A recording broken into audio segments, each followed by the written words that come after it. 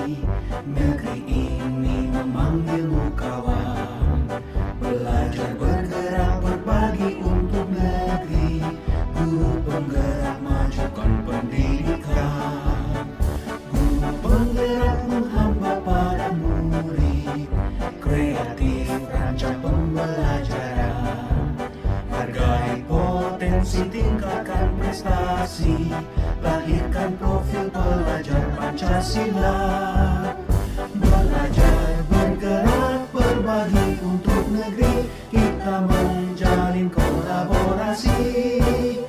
Belajar bergerak berbagi untuk negeri. Demi bakti pada Ibu Pertiwi.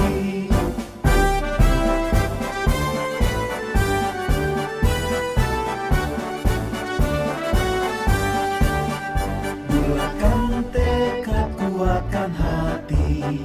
Negeri ini memanggilmu kawan. Belajar bergerak berbagi untuk negeri.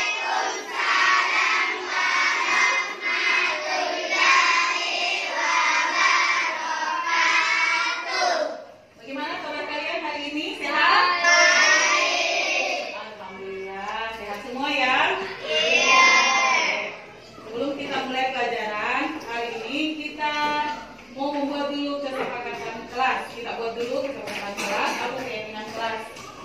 Sebelumnya Ibu mau tanya dulu, ada yang tahu apa itu keyakinan kelas atau kesepakatan kelas? Oh ya, silakan Nak Nisa. Keyakinan atau kesepakatan kelas adalah aturan yang dibuat oleh guru dan murid untuk menciptakan suasana adil dan pelajaran di kelas, mengembangkan aman dan lingkungan. Oke, betul sekali. Keyakinan kelas itu adalah aturan yang kita buat dari guru dan murid supaya apa? Menciptakan suasana kelas yang menyenangkan, apalagi aman dan nyaman. Oke, sekarang Ibu kan sudah membagikan sticky note. Sekarang silakan tuliskan di sticky note-nya apa kira-kira yang akan kita jadikan kesepakatan kelas kita. Oke, silakan.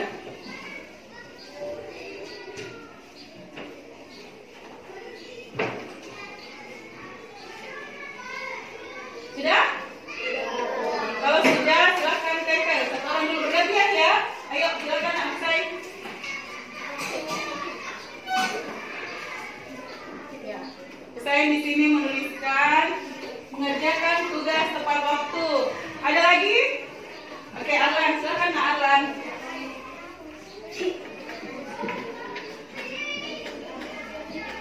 Arlan menuliskan menjaga kebersihan kelas. Ada lagi? Siapa lagi yang mau ke depan? Ya, bergantian. Ara dulu. Ara, dengan Ara.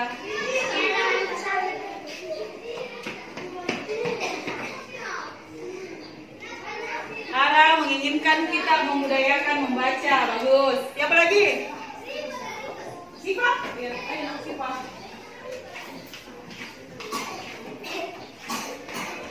Baca Sipa, apa yang Sipa tuliskan?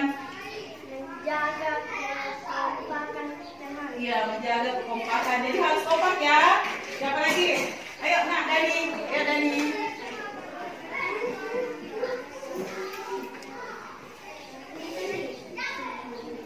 Dani menuliskan apa? Selalu bekerja sama, saling membantu dan bergotong royong. Ya, selalu bekerja sama, saling membantu dan bergotong royong. Ada lagi? Siapa lagi yang mau saya catat di note-nya di depan? Iswa? Ya, enak. Iswa.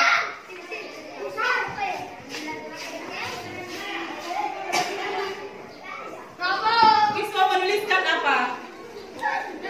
Oh, Iswa maunya kita membuat kodok baca. Bagus.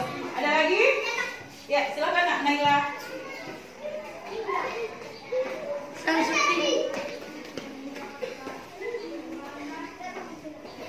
Naila menuliskan apa? Menjaga keindahan kelas. Menjaga keindahan kelas. Jadi nanti itu akan ada banyak tempel-tempel dan cantik supaya kelasnya terlihat indah. Oke, ada lagi? Oh ya, silakan Nak Ariansa.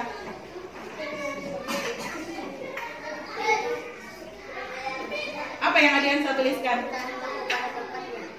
Setelah menggunakan memakai bukunya, simpan kembali di tempatnya. Di sana ada tempat buku paketnya. Disusun lagi ya. Oke, sekarang ini kesepakatan kelas kita.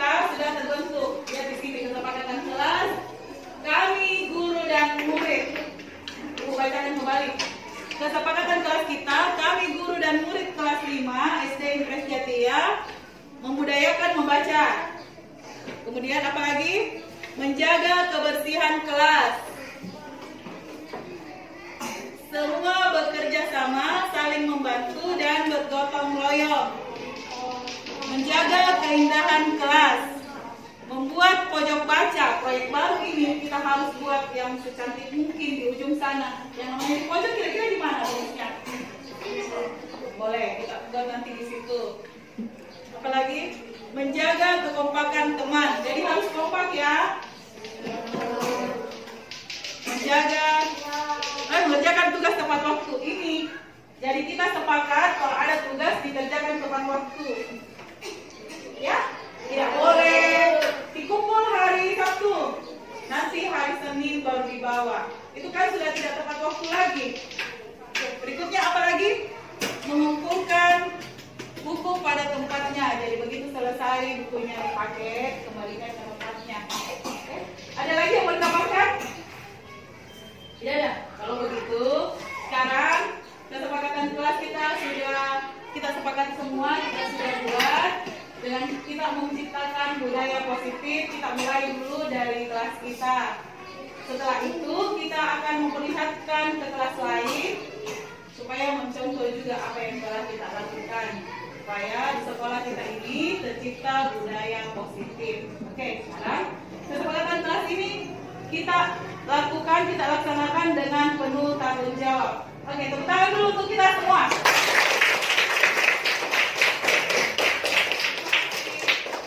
Kalian sekarang boleh istirahat.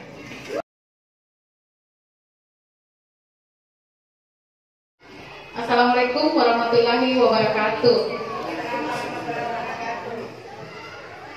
Yang terhormat Bapak Kepala Sekolah SD Tresjatia, dan kebetulan di tengah-tengah kita hadir juga Bapak Komite sekolah kita, dan ada juga Pak Satpol. Terima kasih Pak atas kehadirannya, dan juga rekan-rekan guru yang sama-sama saya hormati. Sekarang izinkan saya melakukan pengimbasan budaya positif di modul 14 merupakan tugas aksi nyata dari kegiatan pendidikan guru penggerak. Di sini saya akan bahas sedikit tentang budaya positif. Budaya positif itu sebagaimana kita ketahui bahwasanya budaya itu adalah kebiasaan-kebiasaan, kemudian positif itu kan sesuatu yang baik. Di sini disingkat saya mendefinisikan seperti ini. Budaya positif adalah kebiasaan-kebiasaan atau nilai-nilai dan keyakinan-keyakinan di sekolah yang berpihak pada murid agar murid dapat berkembang menjadi pribadi yang berprofil pelajar Pancasila. Saya akan menyebarkan pemahaman dan pengalaman penerapan budaya positif. Di sini konsep utama yang akan saya bahas yaitu perubahan paradigma belajar, kemudian disiplin positif, kebutuhan dasar manusia, motivasi perilaku manusia, posisi kontrol restitusi, keyakinan kelas, dan segitiga restitusi. Sekarang kita ke pembelajaran dengan paradigma baru. Pembelajaran dengan paradigma baru itu memastikan praktek pembelajaran yang berpusat pada murid, yang mana setiap murid belajar sesuai dengan kebutuhan dan tahap perkembangannya, sehingga tercipta profil pelajar Pancasila. Sebelum kita lanjut, saya ingin merefresh lagi apa yang teman-teman telah dapatkan di pelatihan kemarin pada saat pengemasan kurikulum Merdeka. Ada yang masih ingat apa saja elemen dari profil pelajar Pancasila? Ia beriman dan bertakwa kepada Tuhan Yang Maha Esa dan berakhlak baik, kemudian mandiri, kreatif, bernalar kritis, bergotong royong, dan berkelindahan global.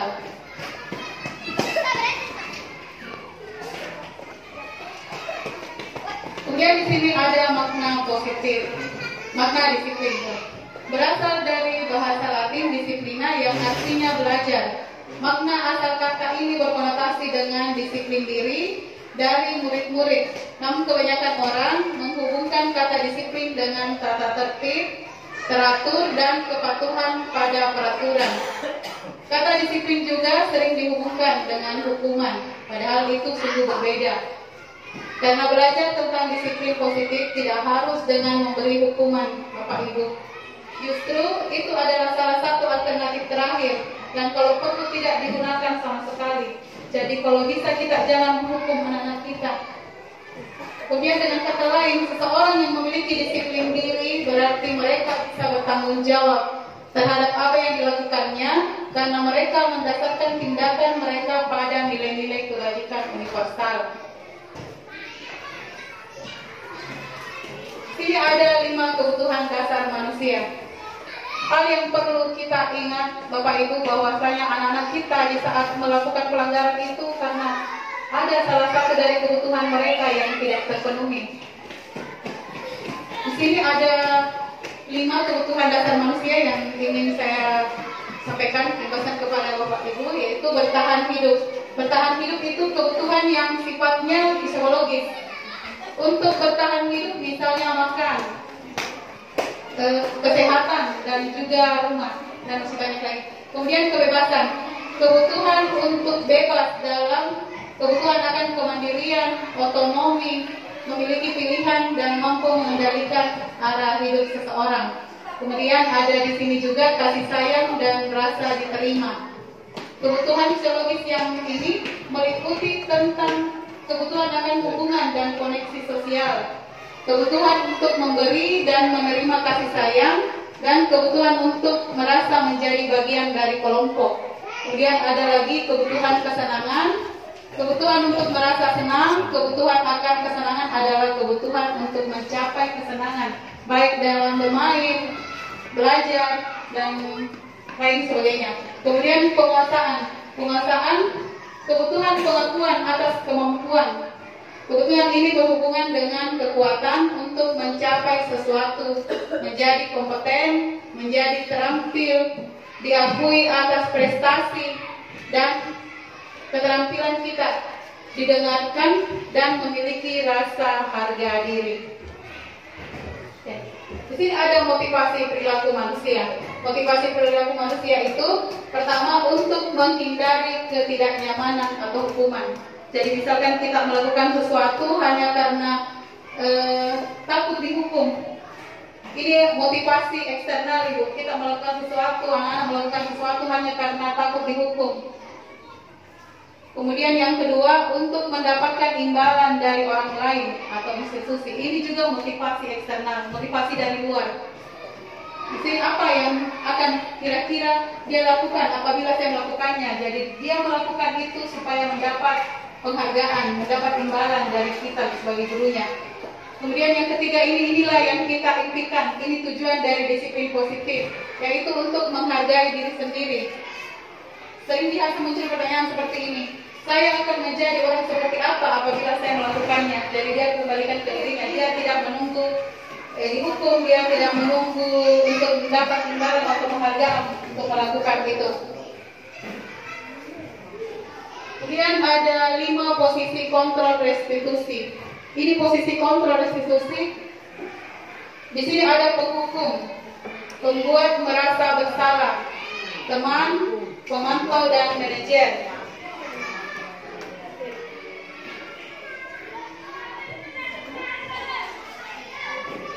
Kita lihat dulu bagaimana di sini 5 posisi kontrol, di mana di sini penghukum, guru biasa menghardik, seperti guru berbuat itu seperti menghardik, menunjuk-nunjuk, menyakiti atau menyindir anak-anak kita. Itu yang biasa kita lakukan pada saat kita melakukan penghukuman. Kemudian guru biasa berkata, kalau kamu tidak melakukan, awas ya, nanti saya hukum. Kemudian hasilnya apa, ibu-ibu, dari apa yang kita lakukan itu? Hasilnya anak-anak akan memberontak dan menyalahkan orang lain, dan terkadang juga mereka berbohong untuk menghindari hukuman. Kemudian kaitannya dengan dunia berkualitas. Murid-murid itu tidak menetapkan kita di dunia berkualitasnya, dia akan melupakan kita begitu saja. Apalagi sempat ada dalam dirinya, pikirannya, biarkan saja, nanti juga marah-marah lagi. Seperti itu, Bu. Kemudian membuat merasa bersalah. Ini sering juga kita lakukan, Ibu. Tanpa kita sadari, hal ini betul-betul harus kita hindari. Guru biasanya berceramah, kemudian menyalahkan anak-anak, atau seperti ini bahasanya, karena kalian ibu dihukum, ibu dimarah-marah sama kepala sekolah. Kemudian banyak lagi contoh-contoh dari membuat merasa bersalah. Kadang biasa kita juga mengatakan, kamu sudah tahu ibu lelah sekali mengalahkannya, ibu stres. Kemudian ada lagi hasilnya, hal ini anak-anak bisa menyembunyikan atau menyangkal dan berbohong. Harus dihindari ini, Bu. Betul-betul ini membuat merasa bersalah. Hal yang sering kita lakukan tapi harus kita hindari. Kemudian teman membuat, biasa guru seperti ini, membuat alasan-alasan untuk membela muridnya. Dari kesalahan-kesalahan mereka, kita carikan alasan-alasan untuk membela mereka. Biasa guru berkata seperti ini, ayolah lakukan demi ibu. Jadi anak-anak itu berbuat karena diminta sama gurunya. Dan pikirannya itu, kasihan ini ibu kalau kita melakukan seperti ini. Jadi dia berbuat, ini masih motivasi eksternal, masih motivasi dari luar. Kemudian hasilnya anak-anak akan ketergantungan dengan kita. Di saat dia melakukan pelanggaran, dia selalu, gak apa-apa, nanti sebentar kita kasih tahu, ibu dia akan marah. Seperti itu biasanya. Kemudian pemantau itu menghitung dan mengukur. Selalu kita mencatat apa-apa saja kesalahannya anak-anak, sudah berapa kali dia terlambat, sudah berapa kali dia tidak mengerjakan tugas, dan kita selalu apa peraturannya. Anak-anak itu akan merasa menyelesaikan diri bila diawasi. Dia akan menyelesaikan diri hanya karena adanya pengawasan dari kita. 3 kali Pak ini melanggar. Seperti itu, saya harus perbaiki. Ini juga motivasi dari luar. Ya kita harapkan di posisi ini, Bu, manajer, kita menghargai diri sendiri. Anak-anak itu biarkan dia menghargai dirinya sendiri. Mengajukan pertanyaan-pertanyaan. Jika anak-anak itu berbuat salah, kita tanyakan apa penyebabnya, kenapa sampai dia melakukan pelanggaran. Kemudian kita kembalikan lagi apa keyakinan yang sudah kita buat, apa kesepakatan kita di kelas kalau melakukan pelanggaran seperti ini. Kemudian menguatkan pribadi. Hasilnya ini anak-anak akan menguatkan pribadinya, bahwasanya dia akan menguatkan dalam dirinya bahwa apa yang dia lakukan itu salah dan sudah melanggar apa yang telah mereka sepakati bersama. Kemudian murid akan meletakkan dirinya sebagai individu yang positif dalam dunia berkualitas. Dan terkadang juga seperti ini murid berkata, bagaimana caranya saya bisa memperbaiki keadaan ini. Jadi kita harus mencarikan solusi Bapak Ibu untuk anak-anak kita, bagaimana kira-kira supaya dia tidak melakukan lagi tindakan indisipliner. Oke. Perlu saya sampaikan sini Pak, saya sudah melakukan kegiatan membuat keyakinan kelas di kelas 5 dan hasilnya seperti ini. Ada beberapa kesempatan kelas kami. Itu di sini kami guru dan murid kelas 5 SD Jatia membudayakan membaca, menjaga kebersihan kelas, selalu bekerja sama, saling membantu dan bergotong royong, membuat pojok baca, menjaga keindahan kelas, mengerjakan tugas tepat waktu, dan menjaga kekompakan teman. Dan satu lagi mengumpulkan buku pada tempatnya, buku yang telah selesai digunakan dikembalikan ke tempatnya. Kemudian ada lagi permintaan anak-anak kami di sini, Pak, dia ingin kita membuat pojok baca di setiap kelas, dan seolah segera akan kami realisasikan. Sekarang kita di sini lihat ada segitiga restitusi. Apa itu Bapak Ibu segitiga restitusi? Mungkin seperti ini. Segitiga restitusi adalah proses menciptakan kondisi bagi murid untuk memperbaiki kesalahan mereka, sehingga mereka bisa kembali pada kelompok mereka dengan karakter yang lebih kuat. Di sini ada 3 langkah-langkah untuk segitiga ini, yaitu pertama menstabilkan identitas. Pada saat kita menyelesaikan masalah anak-anak dengan menggunakan segitiga restitusi ini, kita selesaikan dulu dengan cara menstabilkan identitas. Menstabilkan identitas itu maksudnya seperti ini, kita memberikan pertanyaan ke anak-anak atau memberikan pernyataan bahwa apa yang mereka lakukan itu sebenarnya tidak salah. Atau kita akan berkata seperti ini, kamu bukan satu-satunya yang pernah melakukan kesalahan ini, atau mungkin tidak ada manusia yang sempurna, seperti itu. Kemudian kita ke validasi tindakan yang salah. Jadi setelah kita menstabilkan identitas, kita masuk ke validasi tindakan yang salah. Validasi tindakan yang salah itu, sekarang kita dulu seperti ini. Kita bertanya, kamu tentu punya alasan mengapa melakukan itu. Atau mungkin seperti ini, adakah cara yang lebih efektif untuk mendapatkan apa yang kamu butuhkan? Kemudian yang ketiga, setelah kita menstabilkan identitas, kemudian validasi tindakan yang salah, kita menanyakan keyakinan. Kita menanyakan keyakinan anak-anak dengan salah satu caranya kita menanyakan keyakinan kelas apa yang telah kita sepakati. Kemudian bisa juga kita berkata seperti ini, kamu ingin menjadi orang seperti apa? Seperti itu mungkin Bapak Ibu dari segitiga diskusi ini. Sampai di sini ada yang ingin ditanyakan? Atau ada yang ya, silakan Ibu Nurul Wahidah. Assalamualaikum warahmatullahi wabarakatuh. Terima kasih atas kesempatan yang diberikan. Yang bisa tanyakan Ibu masalah keyakinan kelas yang tadi dibahas. Apakah keyakinan kelas itu sama dengan tata tertib sekolah? Ya, itu saja. Terima kasih. Assalamualaikum warahmatullahi wabarakatuh. Terima kasih Ibu Ida. Pertanyaannya, apakah itu keyakinan kelas sama dengan tata tertib sekolah? Di sini keyakinan kelas atau kesepakatan kelas itu dengan tata tertib sekolah sebenarnya tidak berbeda, sama-sama aturan. Cuma yang paling menonjol perbedaannya yaitu kalau keyakinan kelas atau kesepakatan kelas itu kita buat di setiap kelas masing-masing dan kita melihat kebutuhannya anak-anak dan apa yang anak-anak tuliskan. Kita sepakati bersama antara guru dan murid-murid di kelas itu. Kalau tata tertib, biasanya itu tata tertib bersumber dari sekolah yang membuat dan kita ikuti semua aturan itu. Itu barangkali perbedaan yang paling dasar. Ada lagi yang mau ditanyakan?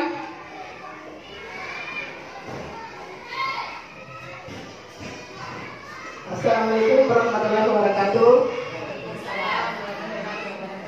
Terima kasih karena saya diberi kesempatan untuk bertanya, dan yang akan saya tanyakan mengenai apakah itu lingkungan kondusif, dan berikan contohnya yang lingkungan kondusif.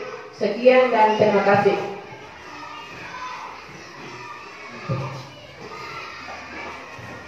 Terima kasih Ibu Hadia Nur Satma. Lingkungan kondusif itu keadaan di mana kita merasa aman, nyaman, dan menyenangkan dalam mengikuti setiap proses dalam pembelajaran kita.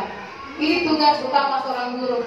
Kita harus memang menciptakan lingkungan yang kondusif untuk anak-anak kita, supaya kita semua merasa nyaman dan aman di dalam kelas pada saat pembelajaran berlangsung. Dan suatu hal yang perlu kita lakukan dari keadaan ini, tujuan kita satu, tujuan pembelajaran kita tercapai. Apabila kita sudah bisa menciptakan keyakinan kelas dan anak-anak sudah melakukan dengan baik dan mengikuti aturan yang telah kita sepakati bersama itu, maka akan tercipta lingkungan yang kondusif. Dan seolah budaya positif juga bisa terlibatkan dari kegiatan itu, semua bisa tercipta di sekolah kita ini. Cukup barangkali, tidak ada lagi. Terima kasih atas kesempatan yang diberikan kepada saya, dan kegiatan ini saya akhiri dengan ucapan Wabillahi taufiq wal hidayah. Wassalamualaikum warahmatullahi wabarakatuh.